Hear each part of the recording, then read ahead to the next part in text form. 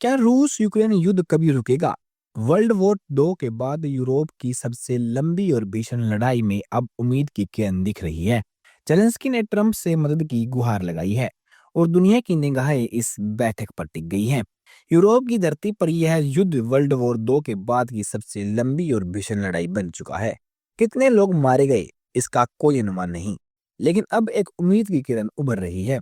Ukraine के राष्ट्रपति Zelensky चाहते हैं कि वही जो गाजा में युद्ध रोका, वही यूरोप में भी दबाव बनाकर रूस को युद्ध रोकने पर मजबूर करे। गाजा में युद्ध अपने रुकवाया, यूरोप का सबसे भीषण युद्ध आप कब रोकेंगे? जेलेंस्की की आवाज में बेचैनी और उम्मीद दोनों झलक रही हैं। उन्होंने कहा, ट्रंप से पूरी दुनिया को उम्मीद है। वक्त आ गया है जब रूस और अलग थलग कर दिया जाए। जब हम मिलकर लड़ेंगे, तभी दबाव बनेगा रूस के ऊपर, पुतिन के ऊपर, वरना वे अपने आप युद्ध नहीं रोकेंगे। शुक्रवार को व्हाइट हाउस में उनके मिलने की तैयारी है और इस बैठक के परिणाम पूरी दुनिया के लिए अहम होंगे। लेकिन यह प्रयास आसान नहीं है। ट्रंप ने कई बार पुतिन से नाराजगी जाहिर की है। अलास्का की मीटिंग के बाद भी पुतिन ने ही माना है।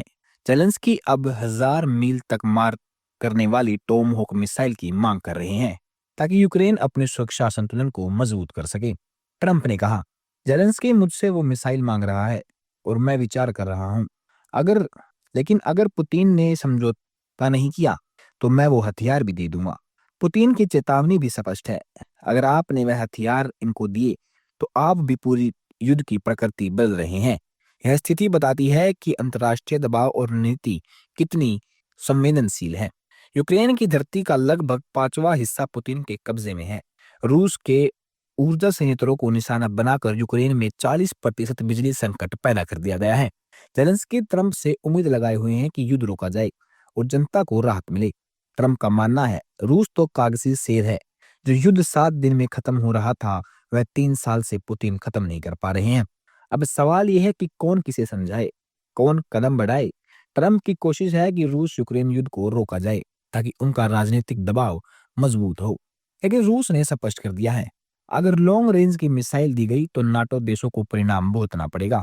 दोनों नेताओं के सामने अपनी जनता और अंतर्राष्ट्रीय दबाव की जिम्मेदारी है। पुतिन रूस को में अपना चेहरा दिखाना चाहते हैं और जेलेंस्की अपनी जनता के सामने जवाबदेह है। इस बीच युद्ध जारी है, दबाव, उम्मीद और खतरे के बीच। फिलहाल दोनों पक्ष फंसे हुए हैं। कोई हल नहीं दिखाई दे रहा, कोई समझौता संभव नहीं। क्या ये युद्ध कभी रुकेगा या इतिहास फिर से एक लंबी और भीषण लड़ाई का साक्षी बनेगा? सोचने वाली बात है। अगर दुनिया ने अब कदम नहीं उठाया तो भविष्य में इसका परिणाम कितना भयानक होगा। यह कहानी सिर्फ युद्ध की नहीं बल्कि दबाव, रणनीति और वैश्विक राजनीति की भी है। अपने विचार हमें कमेंट में जरूर बताएं और नए अपडेट्स के लिए चैनल को सब्सक्राइब करना न भूलें। धन्यवाद।